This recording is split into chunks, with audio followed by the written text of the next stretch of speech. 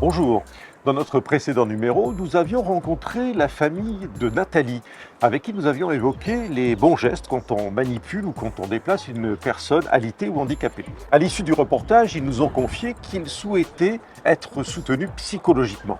Alors nous sommes venus ici à l'Espace Senior à Carcassonne pour assister à une séance d'art-thérapie avec une psychologue, Émilie Sardet, et un groupe d'aidants familiaux qui a l'habitude de se retrouver dans cet atelier. Bienvenue dans le deuxième numéro du magazine des aidants familiaux de l'Aude et d'ailleurs. La dernière fois, vous nous aviez dit avant de partir que vous souhaiteriez avoir un soutien psychologique. Et du coup, on va vous montrer un ou deux films qui concernent le soutien psychologique et puis vous nous direz, je ne sais pas si ça vous a convaincu ou ce qu'il en est. Quoi. Vous en pensez ? Vous voulez boire quelque chose? Non, je vais chercher un bouilloire. Un petit café? Allez, je cherche un bouilloire, quand même. Un café aussi. On est filmé là? Ouais. C'est vrai? Ouais, ouais. Alors oui, il faut être naturel. Bonjour. Bonjour. Bonjour. Tout le monde est là, ouais. Allez, on va aller dans une autre salle parce que celle-ci a un problème de volet. On va pas rester dans le noir. Le groupe ici, c'est un groupe où finalement on peut se parler, même si ça s'est transformé en art-thérapie. On prend toujours un petit temps au début pour se représenter si on ne se connaît pas. L'idée c'est que vous vous sentiez bien. Donc généralement ça se fait naturellement, mais je le redis toujours un petit peu quand il y a des nouvelles personnes. C'est que finalement on ne se juge pas les uns les autres par rapport à ce qu'on vit. Mais les malades ne sont pas les mêmes. Non, les malades ne sont pas les mêmes, ça dépend des maladies. Oui, et ça arrive. La vieillesse, c'est la vieillesse aussi, c'est dur à accepter quand on est plus jeune. Je m'occupe de ma maman qui a 94 ans, qui est en EHPAD. Vous connaissez toutes les problématiques des EHPAD. Si vous n'êtes pas derrière, c'est très compliqué. Puis ensuite, évidemment, il y a toutes les autres problématiques de la vie, c'est-à-dire les enfants qui ont des problèmes, les maris qui ont des soucis de santé aussi. Ça a duré 15 ans, en tout. Mais 3 ans vraiment durs. Il marchait toute la journée, toute la nuit. Enfin, pas toute la nuit, mais il se levait la nuit et il ne savait pas où étaient les toilettes. Il fallait tout le temps que je l'accompagne, que ce soit le jour ou la nuit. Donc, épuisant. Ça a été, ouais. Viviane, Oui. Vous voulez vous présenter au groupe? J'ai soigné mon mari pendant 6 ans. Bon, les premières années, ça pouvait aller. Mais après, ça a été très dur. Et en venant ici, parce que j'avais des personnes qui venaient le garder, j'avais un peu de liberté parce que j'avais de telle heure à telle heure. Et ça me évadait un peu, ça changeait les idées. Pour la plupart, là, il y a des personnes qui participaient au groupe en tant qu'aidantes et qui sont restées dans le groupe. Parce que en fait, ça ne s'arrête pas du jour au lendemain, cette histoire. C'est tout un processus et l'idée, c'était de continuer à garder le lien, que l'espace continue ici pour pouvoir parler de ce qui se passe. Ça fait plusieurs années, combien? Je ne sais plus, moi, maintenant. De pouvoir transformer les choses sur papier ou en collant, en dessinant.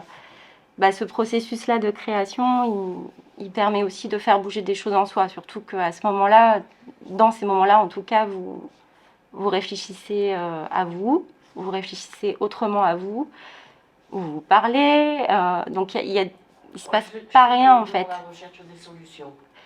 Vous avez besoin de réponses toutes faites. Mais bon, les conseils, ils ne sont jamais suivis. Donc, on les entend, on chemine avec, et puis ça travaille. Et après un jour, ça prend effet.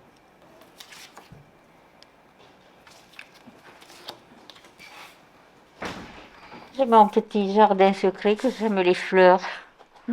Surtout les coquelicots, les fleurs sauvages, etc. Ça m'aide à vivre aussi. J'entretiens beaucoup de plantes. C'est une passion qui m'aide à m'en sortir. Moi, j'ai 80 ans quand même. Et pensez qu'à 80 ans, c'est pas possible? C'est 60 ans de vie commune et ça ne s'efface pas comme ça.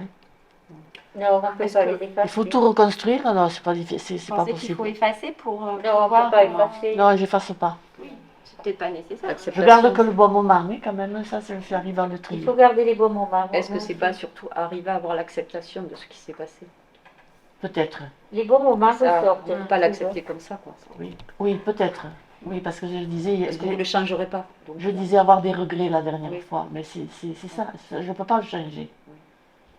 Non, mais vous pouvez effectivement transformer peut-être ou donner un autre sens à ce qui s'est passé, à ce qui Oui, s'est sortir, vécu. voyager, mais à quoi bon? voilà, quoi bon. Vous n'êtes peut-être pas obligé d'en passer par là. Il n'y a pas que les voyages, accepter. Enfin, je veux dire, dans sa propre vie, même quotidienne, Oui, ordinaire, le accepter. truc que je fais, j'écris. Ah. Comme je suis toute seule tout le temps, Oui. mais j'écris. Mais ils auront de quoi lire. Hein. Ce que vous avez vu là sur l'atelier, c'est ce genre de... Vous y participeriez à ce genre de discussion? Bon, là, ça m'inspire qu'il y a une empathie, les gens essaient ensemble de mettre en commun, de positiver quelque chose pour s'aider mutuellement, quoi. Il y a une... Il faut se retrouver avec des gens qui sont dans les mêmes cas que nous, ou presque, pour être compris, quoi. Parce que Alors je vous lance, c'est un florilège, vous voyez, des témoignages, vous allez voir. Enfin, peut-être ça va vous parler. Je le lance. Depuis longtemps déjà, je sentais qu'il fallait que j'ai un suivi psychologique. Parce que sinon, vous lâchez tout. Hein. J'ai déjà participé à des groupes de parole, à des formations des aidants, mais l'art, à travers l'art, je n'avais jamais fait encore. Au départ, je culpabilisais parce que lui, il est parti et moi, je suis restée. C'est vrai que chaque personne a ses problématiques, c'est pas les mêmes que moi. Il y a une dimension, c'est surtout l'échange, la parole, l'expression aussi de nos difficultés en tant qu'aidants, parce que c'est parfois des situations lourdes. Mon moral, je ne voulais plus vivre. Voilà. Je ne voulais plus vivre. Et puis, insensiblement, c'est passé. Il y a eu quand même France Alzheimer, des personnes qui m'ont aidée, qui me disaient toujours, dès que vous serez prête, on vous amènera à ici, au CLIC. Et puis un beau jour, j'ai dit, je vais y aller toute seule. J'ai un soulagement et puis la psychologue, là, Émilie, elle est super. J'ai demandé plusieurs rendez-vous, bon, de plusieurs années. Elle est venue même quand je ne pouvais pas partir de la maison. Elle est venue à la maison chez moi. C'est une aide. On peut dire ce qu'on pense, parce que des fois, on ne peut pas le dire. Ce qu'on pense, ce que même des fois, on ne peut pas dire mes pensées les plus secrètes et je ne veux pas les dire à mes enfants. Je suis froide maintenant. Je n'arrive pas à partager. Ce qui arrive à quelqu'un, je n'arrive plus à le partager. Parce que je l'ai traversé, donc il peut le faire aussi. Et ça m'inquiète, parce que ce n'est pas mon caractère. J'ai toujours aidé le prochain. Psychologiquement, on a peur de ne pas pouvoir affronter la maladie, la mort, c'est surtout l'image de la mort de vos parents et votre propre fin aussi. C'est la culpabilité qui sort en premier, je pense. Et puis l'impuissance. Le fait d'être impuissant face à la maladie. J'arrivais plus à dormir. J'avais qu'une idée de dormir, parce qu'on est fatigué, on ne tient pas le coup. Alors si vous ne dormez pas, vous n'avez pas envie de manger, enfin c'était un cercle vicieux. Hein. Moi j'ai osé venir, parce que je n'ose pas demander, et je l'ai encore, j'ose pas demander. J'ai pas mal de groupes d'amis et vraiment ça m'a beaucoup aidé. Mais sinon, je ne sais pas si je m'en serais sortie comme ça. Je commence à m'habituer à être seule et j'apprécie certains moments, même que je suis seule, de la vie. Il faut quand même aller à la recherche des informations. Aller voir, peu importe, dans des ateliers, des associations, faire des activités pour soi. Voilà, ne restez pas enfermés dans cette problématique bon, pour les uns, c'est accompagnement de personnes âgées, puis ça peut être aussi accompagnement de handicap autre, quoi. Avoir le courage de taper à une porte. Dire je suis là.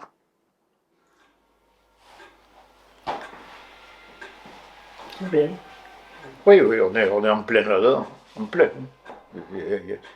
en plein. Maintenant, il s'est placé, moi je parle pour moi, une sorte d'angoisse interne qui est intérieure, parce que je me rends compte que je ne suis plus ce que j'étais. Alors il y a une nervosité, il y a une tension, le moindre truc, on est devenu irritable, on est prêt à péter dans les gens, quoi. Je pense que Monsieur Labotte, cette colère lui permet de tenir en fait. Demain, si on enlève toutes ces difficultés, ça serait formidable. Mais il y a aussi cette force-là qui lui permet de tenir. Après, Monsieur Labotte ou n'importe quelle famille, je pense, aidant, a besoin d'un interlocuteur unique, de repérer les gens. Et c'est la grande difficulté qu'il a là, c'est qu'il a repéré au niveau de la MDPH, il va avoir repéré au niveau de l'APF, nous, ce qu'on peut apporter au niveau accompagnement de Nathalie. Par contre, il y a d'autres administrations qui sont moins en lien avec le handicap, comme on a parlé de la SNCF, on a parlé de la CPM ou de la CAF, où c'est beaucoup plus difficile. Et ça crée des frustrations et ça leur rend le parcours vraiment épuisant.